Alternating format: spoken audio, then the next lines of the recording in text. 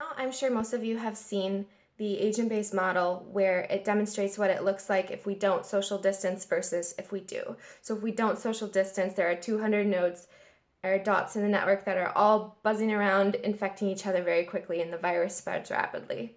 In the social distancing scenario, there are 200 nodes buzzing around, but some of them are stable, so the disease, the virus, is spreading a lot less quickly. I'm going to give you another visualization on why social distancing is so important.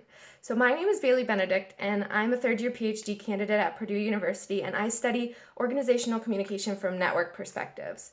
So what networks perspectives means is that I care about the relationships between people and what connects us.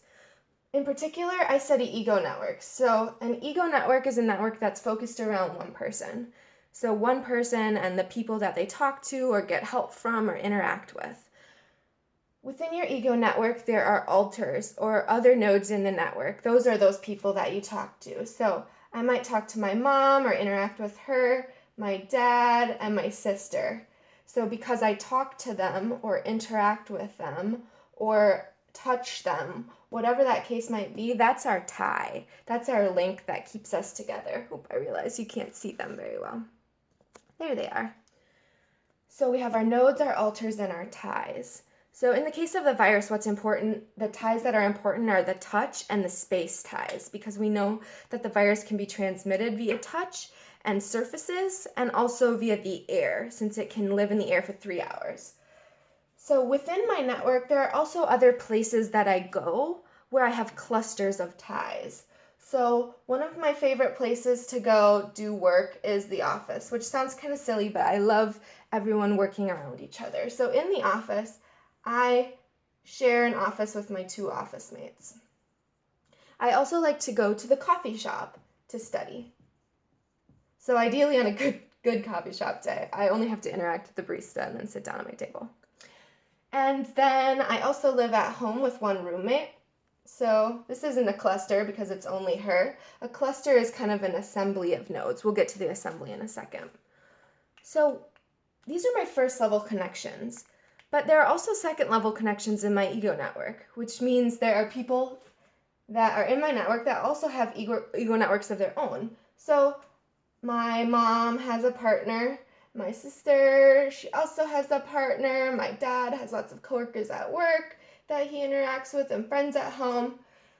When I go to the coffee shop, I can't just interact with the barista because the barista is interacting with the customer before me, before them, before them, before them, all the people that she's interacted with at work.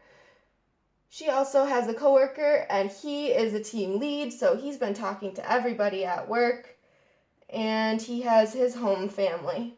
So this is my first level connection, second level connection. Third, we're getting pretty far out in the network already. At the office, my 2 office mates don't just share with me, they share with each other. I might have to ask a question to the scheduling deputy, who right now our office is limiting it to only 2 administrative assistants. So she might ask a question to the scheduling deputy who has 3 girls at home. And on and on and on. All of us have ego networks of our own. I'm sure you can think of people that are in your network. So what we do when we socially distance ourselves is not like we're just becoming a stable node in the network. We are taking ourselves out of the network almost entirely. So if we have the virus, we're saying, not getting home, not today, we're not doing that. If we have the virus, we're saying, nope, take myself right out of here so that the virus can't get from me to the coffee shop. Another way that it's important is that we're saying, I'm not going to let myself become a bridge or a broker. That's one of our network terms. That means we're connecting different clusters in the network. So it's saying that if the virus is at home, I'm saying if I take myself out of here, home is no longer connected to office, home is no longer connected to coffee. I take myself out and say, nope, I am not going to make myself part of this problem. I'm not going to be a vector for the disease. I'm not going to let it use me to get around. This is incredibly important because we're all interconnected. And some people, our coffee shop, some of our office mates, they can't stay home because of their job.